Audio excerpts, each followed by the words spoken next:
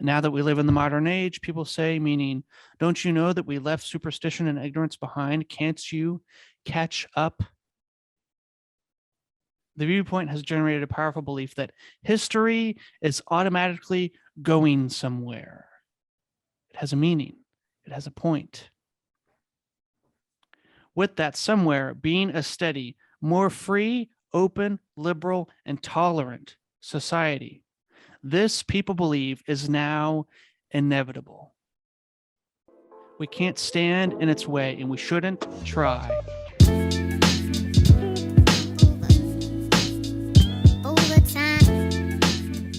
Welcome to the Belfast Podcast. I'm your host, Luke Byler, and we've got another episode dealing with a subset of something that is talked about in Chapter 2, Gospels of Sin Management. I want to take some time and talk about one of the ways in which that ideology expresses itself in our current world, and that would be through what N.T. Wright calls the doctrine of progress. So that's what this episode is going to be about, the doctrine of progress. So if you're questioning what I mean by that, go ahead and listen to the episode. I will tell you, this episode was originally 2 separate recording sessions that I have put together because there was a lot of tangential conversations that we ended up having that I cut down. So I tried to keep it to the meat of the conversation, strictly on what is the doctrine of progress and what does that mean. So if you feel like the conversation skips around at certain points, this is me attempting to cut it at a point where a point had been made, and that was the end of that, and then we started something new. I tried to make it flow well together, but if you feel it's skipping around, that would be the reason why. I've taken 2 conversations and then made them one. And so next week, we'll move on to Chapter 3, which is what Jesus knew, our God bathed the world. I'll see how I'm going to edit those together because we do have a lot of recordings for that conversation. And so, as always, thank you guys very much for listening. I hope that this is edifying and encouraging and that you enjoy it and you learn something new. And I really hope that this week we can reveal something to you, that we can show you something that you might not have thought before. But I promise you, once it's revealed to you, you will see just how prevalent this thing is. All right. Hope you enjoy it.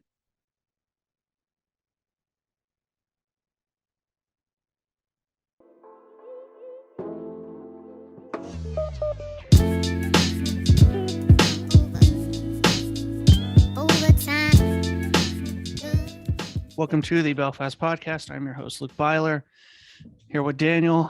We are continuing our series on the gospel, continuing our study of the Divine Conspiracy by Dallas Willard. We've been tracking a lot of different stuff. Last week, we dove into what I think is one of the most important chapters in the whole book, Chapter 2, the Gospels of Sin Management. And we talked about how, much like when Alex and I had this discussion a year and a half ago, we talked about how there seems to be a split in the proclamation of the gospel by conservatives and by liberals. For many of the conservatives, those on the right, the gospel that is actually a consequence of the gospel, that has become the gospel, as me and Daniel have been riffing on, is that it is about individual forgiveness, my personal salvation, so that I can go to heaven when I die, and then I'm right with God. And all the other things are secondary to that. This is why there's a big emphasis on street evangelism, getting people to pray a prayer, getting people to use certain words to pray a prayer. The whole, I ask Jesus to forgive me, he comes into my heart. They're oddly moralistic, though, which is, I think we discussed that a little bit last week. But that portion, the individual salvation for my ability to go to heaven and be right with God, my soul cleansing, is the point of many conservative Christians, those on the right, we use the phrase, they would say, it's so good that Jesus was born so that he could die on the cross for my sins. Whereas those on the left would say, man, it's a shame Jesus had to die. He was off to such a good start, where the revolutionary aspects of Jesus take center stage. The help for the poor, the oppressed, the downtrodden is central to that gospel. And the gospel of those on the left, the gospel that doesn't have Jesus as teacher, is something like its phrase, a commitment to the elimination of social or structural evils.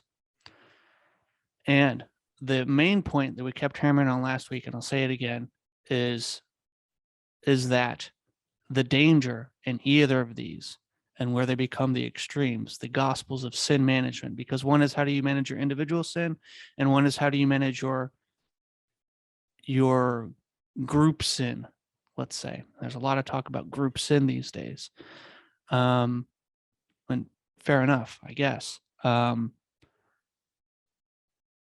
But what one side deems as central, the other side deems as non-essential. So to the conservatives, to the right-leaners, there would be a de-emphasis on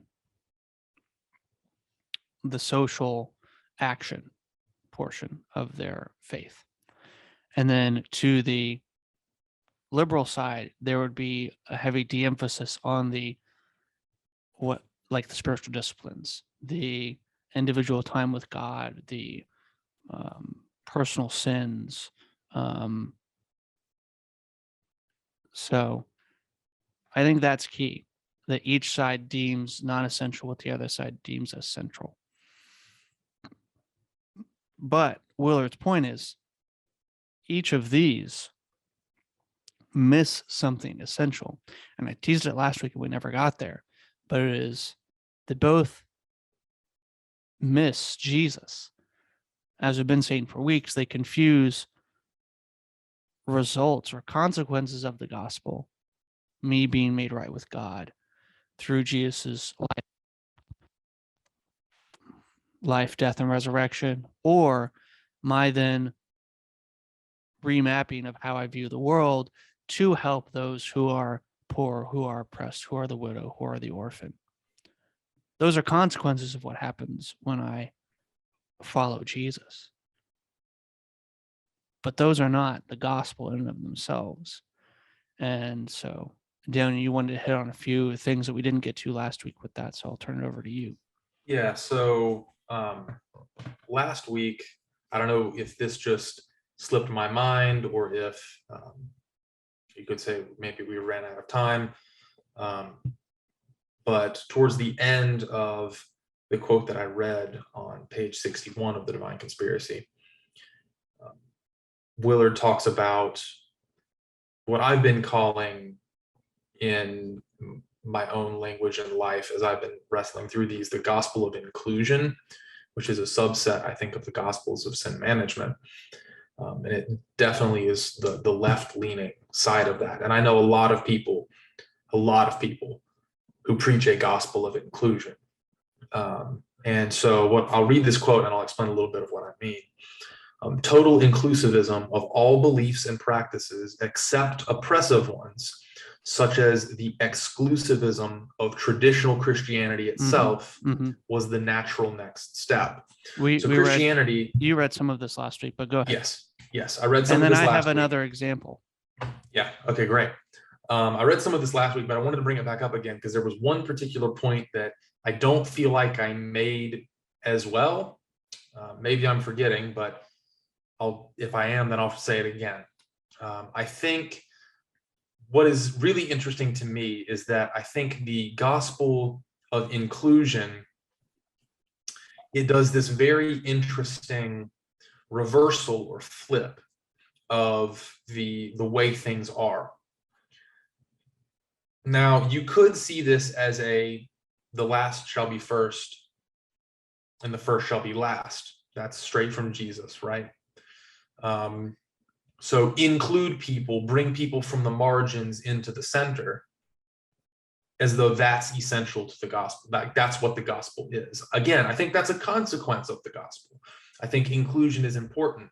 In fact, I think a lot of what Paul is fighting for, and if you go back and you listen to our conversation about the New Testament letters and Paul, when we went through the New Testament in a bit more pointed discussion about what the Bible actually is, I talked about how Paul's not a theologian, he's a community builder.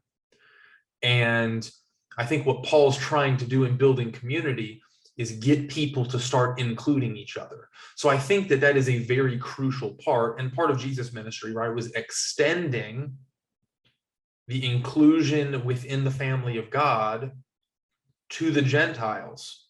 So again, I think it's important, but it doesn't mean that it is the principle bar none, and it also doesn't mean that is a principle without limitations. I think Jesus is very clear that we are to, I think I touched on this last week, right? There are certain boundaries of the community. Do these behaviors and then you're excluded. That doesn't mean you can't be brought back in, but it means that you have to live in accordance with a standard. Now that in and of itself is very contrary to the expressively individualistic framework that a lot of the left-leaning gospels set themselves up in, right? If I can't express who I feel like I am on the inside, then that is not a problem or a deficiency in me, in my moral framework. That's a deficiency in your ability to include me. But to take it a step further than the discussions we had about this last week, I wanted to point out that this constant churning of taking the margins and bringing them into the interior of the group, that naturally pushes people out of the interior of the group who were there to begin with. And so you have this constantly recycling and constantly cascading and constantly moving sense of community, which allows people no sense of structure, no sense of stability, and no sense of predictability. And so while I don't think it's appropriate to exclude people or to push people out to the margins, I also think we have to be very careful about creating dysfunctional community by constantly trying to reshape who's on the interior. Because I don't think that's a sustainable model either. And all it does is just create a new exterior, right? Another person who needs to be then brought into the inside, right? Because if you're pulling someone in and pushing someone else out simultaneously, you're just creating a new person outside the group or on the periphery of the group who then needs to be brought in again. And it's just a cyclical repetition of the problem over and over and over again. Right. And you see this happen with a lot of gay people now being mad at transgender ideology because they're called transphobic. Yeah. Which is like the snake is eating its own tail right now. Yeah. You know, or how the feminist movement and the transgender movement are diametrically opposed too, right? Mm-hmm. Because you're a TERF, J.K. Rowling. Mm-hmm. And so, but think even that term, what does it mean? Trans, radical, exclusionary, feminist. Yeah. So, yeah, exactly. So with all of that being said, I think that leads us directly into the next type of gospel so we talked about gospels of sin management. You got the more right-leaning, the more left-leaning. You've got the gospel of inclusion, which is a subset of the left-leaning. I think this next one that we're going to talk about exists on both sides, but again, because of the cultural power that's now seated in one of those sides, it's more obvious in that side. Mm-hmm. Do you want to talk a bit about this before I play the clip? So this would be what Wright calls the doctrine of progress. And so we'll read from him in a moment. But what I wanted to start with is someone that I've read before, Newbigin.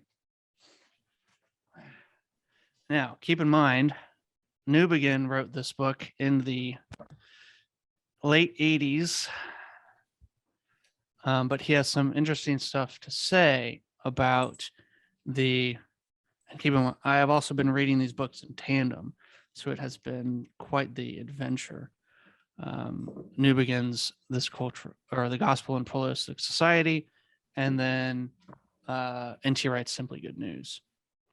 But they've been saying very, very similar things, as we'll find out here in a minute. And just to give a little bit of prelude to what Newbigin's about to say, which I think is important. Newbigin has a few chapters that run together, where he talks about history, how to read history, how to think about history. He talks about revelation in history, election in terms of Israel and the Bible. Then he talks about the Bible as universal history and Christ, the clue to history.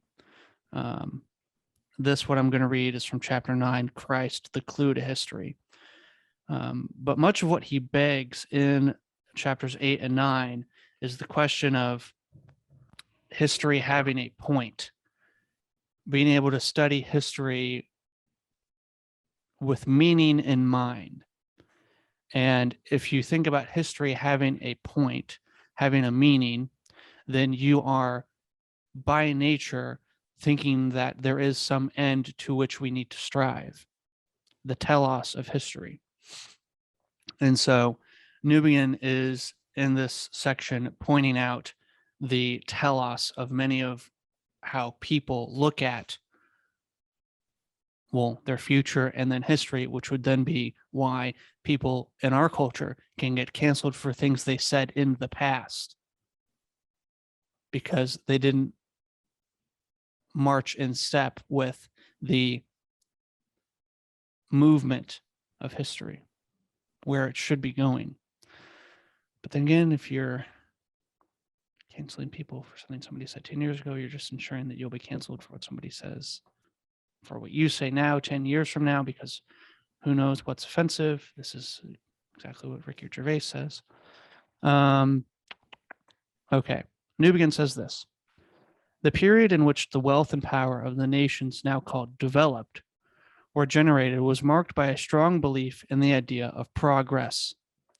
From the middle of the 18th century until the First World War, Europe and its cultural offshoots lived largely by and with the faith that progress is the meaning of history.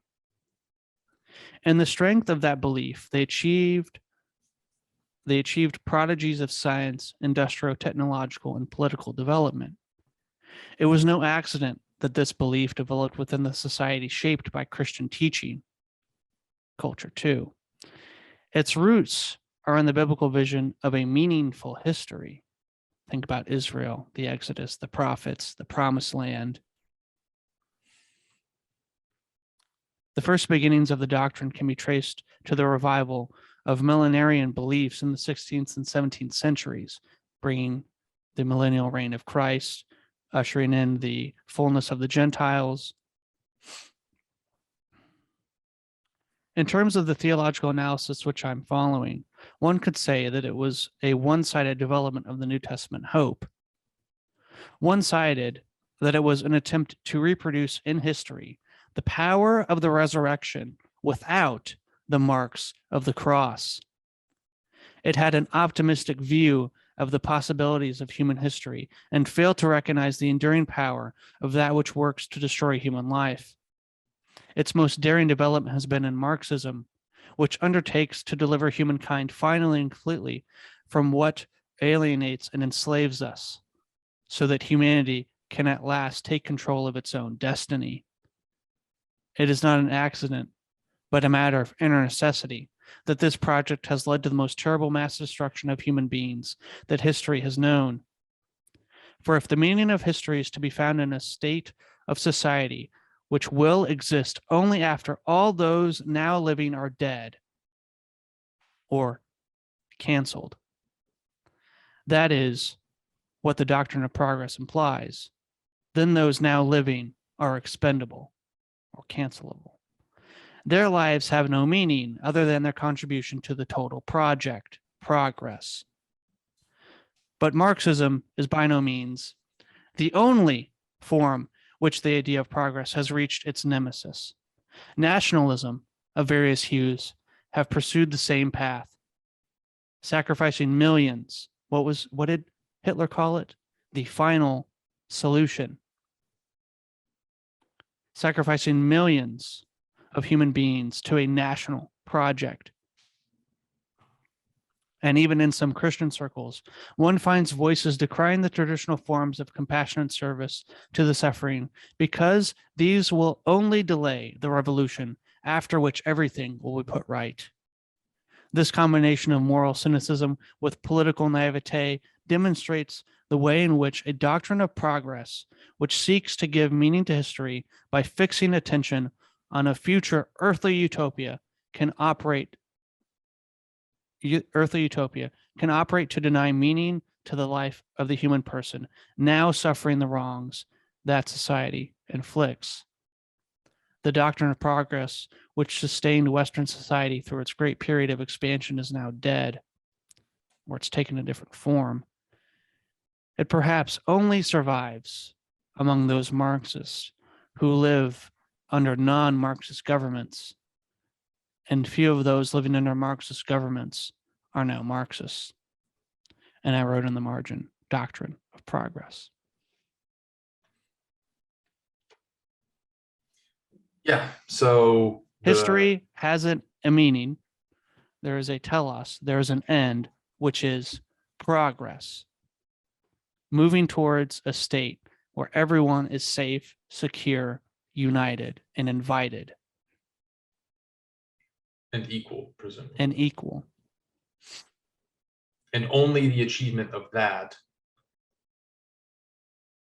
and only in the achievement of that can we recognize that we are where we're supposed to be. Mm-hmm. Thus making everything that we have to do in order to get there permissible, mm-hmm. which is why you see so many atrocities occur in states that have this ultimate view in mind without taking care of the people that they're over or the people that they need to step on, presumably, in order to get this job done. Mm-hmm.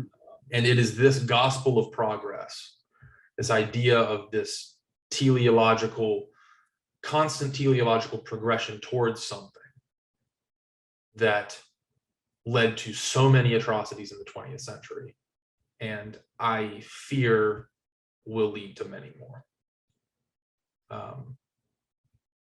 So that, I think, and Wright does a great job of pointing out that it's on both sides. And so, yeah, I fear that we've come to a point where it should be obvious that this is what's going on, but because of everything else that we have going on in our culture, the hyperpolarization, and the entrenchment we have in our own gospels, mm-hmm. we miss it entirely. We're going back to your ideas about controlling speech, those on the outside, on the inside. Those on the outside, those on the inside. And they talk a little bit about the cultural flip, but in this one specifically, they're going to talk about this view that progress is inevitable, mm-hmm. And that it can't really be stopped. It can just be hindered, really. And as we remember from the 1980s and fundamentalist Christianity, is that it creates a reaction. Right. So now you have the rise of the alt-right, this reaction against the leftist vision. And for the leftists, like the last election was such a fascinating moment for me. If you live in a Portland or in the urban core of a major city that leans left, or in Portland's case is like all the way over on the ground to the left. Once we read this, I have something to read, something else. So I have to grab it from the living room, but I'll play this real quick. Go ahead. The election was baffling because you buy into this narrative that we're right, and by we I mean the Portland leftist vision. Everybody else is wrong.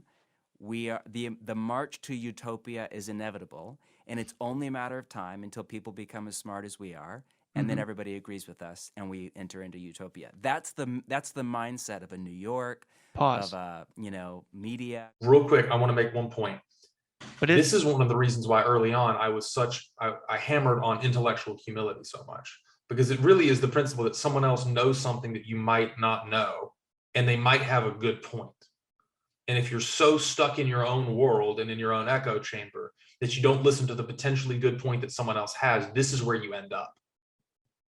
Yeah, shocked that someone else won an election because all you've heard is that same voice echoed around you constantly. But if you back up 30 seconds and let him say that mindset again, is that not the mindset of people who say, drain the swamp, Trump 2024, if only people would get on board with our vision of what the country needs, build the wall, then we'll be good. It's progress towards a different end. It's progress by conservation. So there's progress by tearing down everything that already exists and building something new. And there's progress in carrying the old stuff that is good forward, presumably. And those are the two modes that we can operate in. I will give a little bit of prelude, I guess. I wanted to give you guys some modern examples of this happening, things that have happened in like the past month, of the doctrine of progress popping up in pop culture. And,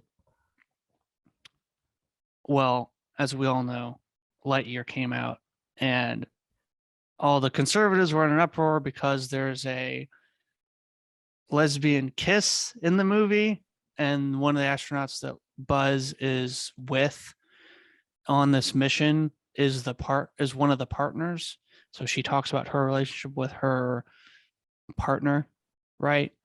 And so there's big uproar about this being in a kids movie, and so Chris Evans was asked about this in an interview. And if you want to back up just a little bit, and keep in mind the words that he just used when things are said, when you do things in service of diversity and inclusion and progress, he doesn't say it, but that's what he means, right? Just listen to how Chris responds in light of what we've been saying. Whenever you do something about representation or diversity, or whenever there's always pushback. How would you counter that, I suppose? Well, the real truth is those people are idiots. I think throughout history, you can see every time there's been social advancement as we wake up. The American story, the human story is one of constant social awakening and growth. And that's what makes us good. And when that happens, there's always going to be people who are afraid and unaware and trying to hold on to what was before. But those people die off like dinosaurs. And so, I think the goal is to pay them no mind, march forward, and embrace the growth that makes us human. I would say to those people, just like with Buzz, refurbish your idea of tradition. Understand that it's to infinity and beyond. It's time to move forward. It's time to accept and look and enjoy all the faces that have always been there. You know what I mean? They always been a part of the picture. You just try to paint them out. So that's also what this is about. This is what it looks like. This is what it's always been, and to infinity and beyond. Yes. Hey Google, what's this song? Oh, I hate this ad so much. Anyway, I get it all the freaking time, dude. Well, no. History, the American story, the human story is social awakening. We progress, we move forward. And there's always people back there, but they die like what? Dinosaurs. This is the doctrine of progress. But And to the point you made earlier, the same thing exists on the opposite side, right? Yeah. With trying to conserve a stronger community and build things up that way, as though we're going to reach this utopian moral society through conservation of a certain moral ethic. And one of the things that I've been wrestling with right now is what's the proper tension between these two extremes? Because I think there has to be a right position, but I don't think it's conserve everything blindly or tear everything down blindly. It's not chaos and it's not rigid stability. It's somewhere in between. And again, to make either of those two things gospel is missing the point of what Jesus is doing. To bring this back to our overarching theme, if you make either of those two things gospel, you're still looking for a kingdom without a king. Because who's the one leading the revolution? Yeah. It's in either of those camps, you have the traditionalists, or for lack of a better term, the rebels, right? Yeah. And the margins. Yeah. And so both of them come down to a simplistic gospel that is ultimately without, I think, real fruit of the kingdom. So we have another example. This is Dave Portnoy, who, if you don't know who that is, he is the president, owner, founder of Barstool Sports. He, at least in the past, was very much seen as a conservative. He was on the Trump train, more or less. So kind of in that realm. But when Roe v. Wade got overturned, 3 weeks ago or whenever that was, he said this. Right? Does that have an impact? Does this make single issue voters that are going to go to the polls in the midterms when, the Democrats have been polling fucking horribly? And that's a real question, because among the responses that we're seeing some that you would think are unlikely, like Dave Portnoy of Barstool Sports. Well, seen by many as a Trumpy conservative, putting out a video today saying, what the fuck's happening in our country? To me, this is just pure insanity. Pure insanity. We are going backwards in time.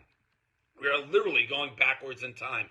It makes no sense how anybody thinks it's their right to tell a woman what to do with her body. I just don't get it. To take away the ability to make informed decisions on how they want to live their lives is bananas. I know people will be like, well, no, it's a constitutional issue. They're just giving it to the states. Well, 20 states are saying they're going to overturn it right away? And what if you're poor in that state and you can't go to another state and things like that? It's just nuts to me. Not to mention, the same people are saying, they want to take it away and overturn it, are also got to protect guns because of the Constitution. At what point do you look at the Constitution and say, hey, this was written by people who had slaves? Maybe not everything is exactly to a T in the Constitution. A million years from now, you're going to use a document written in it's just nuts. In what world? The world evolves, people evolve, technology evolves. You got to evolve. You can't stick with this document and look at that and be like, that's the end-all, be-all. It's literally crazy pills. This is coming from somebody who consistently is like... Do you not hear the same thing? We're going backwards. We're literally going backwards. How long are you going to, have the foundation of your decisions on a document that is X number of years old, or the people who wrote this thing, committed X sin, so therefore shouldn't be taken seriously because they weren't on the train of progress? you know, it's, and whether you agree with him or not is beside the point I'm trying to make. I'm just trying to make the point of what he's saying is the doctrine of progress. It is exactly what Chris Evans and Dave Portnoy are saying. Whether they'd say it, whether they would use those words to describe it or not, that is what they're espousing. Well, and the reason that we pulled these two, because you could say, oh, well, these two white guys are just pulling the liberal examples because they want to hate on them. I've tried a whole lot to point out the same standard on the other side. And though I do have my political leanings on all of these issues, the fact of the matter is both sides have their camps that present these gospels of progress, though in different ways, and they present them to an unhealthy degree. Right now, it just so happens that, as we've made the point, the cultural swing is in one direction. In terms of media, those that make movies, those that do, you know. And so these examples are far more readily available. And in the cultural moment we have right now, these are things that have been happening contemporarily as we've been recording. But yeah, it's very prevalent across the board. And I mean, what did you send me a video yesterday from Ruslan? And he was like, yeah, they learned cancel culture from conservatives. Yeah, exactly. And it's like, yeah, this is what I said earlier. Yep. Cancel culture was developed from conservatives who at the time had the cultural power, right? They had the ability to do it, which is why I think a neutral limiting principle is important. Because if you have a neutral limiting standard that everyone has to meet, then you can't do any of this double standard stuff. And it's exactly the game that we're playing right now. And I think it's ultimately destructive. I think, let's just be ironic, I think that's not progression. I think we're going backwards. How about that? Right? So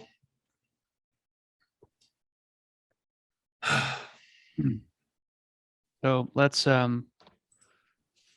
just hammer this home some more. This is from Simply Good News. As I said, I've been reading this in tandem with the Gospel in a Pluralist Society, and we'll see them saying the same thing again. This is from Wright's chapter, Distorted and Competing Gospels, which is the topic of conversation for today.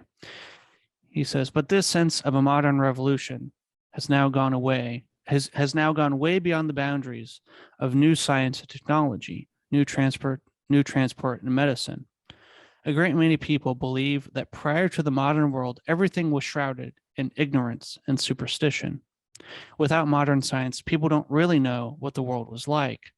Without our newly enlightened understanding, they thought the world was flat, or the moon was made of green cheese, or that there were fairies at the bottom of the garden, or that there was an old man up in the sky called God who would throw you into hell unless you smartened up. Whereas we, of course, now know better. We have escaped the primitive slavery of such views. We are liberated. We are progressive. We know that the world is now advancing into its new age of freedom, the freedom to do what we like without fear of the old man upstairs. What is it that Willard said? Anything that inhibits my desire is considered sin. Freedom and equality.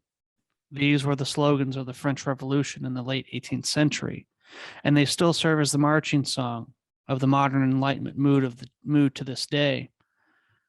The third French slogan, brotherhood, is a bit harder because we find ourselves locked in a struggle with people who don't see the world the way we do, which is, of course, what the French revolutionaries themselves discovered, though that is another story.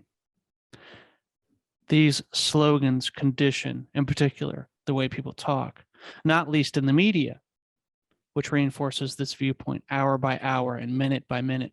Whenever you hear someone say, now that we live in the 21st century, or in this day and age, you would expect, you are hearing the Enlightenment.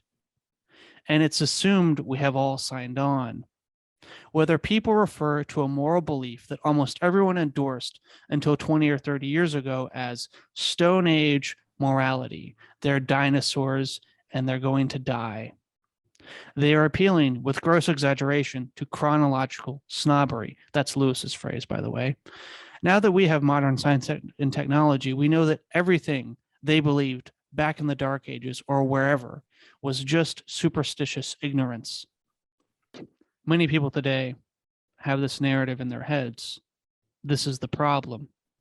Millions of people in the modern Western world take it for granted that and this is important, millions of people in the modern Western world take it for granted that the great defining turning point in human history happened with the rise of the modern Western world. Even if you hate the West or not. Putting it like this shows just how self-centered and self-serving this belief has been. If you look at the world that way, you are bound to see everything else recognized around that central point. You will inevitably see some of what went before as superstition that is now out of date. You may, if you are feeling generous, see some earlier people and movements as forerunners of the brave new modern world. Many people have co-opted Jesus in that way. He was really a modern libertarian born at the wrong time. What you will never be able to do is imagine that the great turning point in human history occurred when Jesus of Nazareth died as the would-be king of the Jews and was raised again 3 days later. So the question becomes, where do we put the emphasis? Do we put it on ourselves and our own cultural framework, the cultural reset that was the Enlightenment, or do we put it on the work of Jesus as king? The ministry and teaching that he lived out in his daily life. Mm-hmm. That's ultimately the question.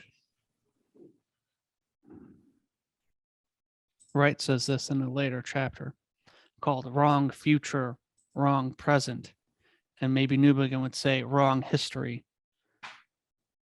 This section is entitled The Problem with Progress. He says, I'll skip up a little bit because he builds up to this, what he says here. He says this, now that we've got that out of the way, more important questions appear. There is one large problem in particular that makes any Christian vision of the future difficult. Once again, we find the legacy of the Enlightenment. This time, we need to examine the doctrine of progress. Doctrine. Isn't that a strong, almost Christian word for a philosophical teaching? Yes. And that is exactly how progress is used.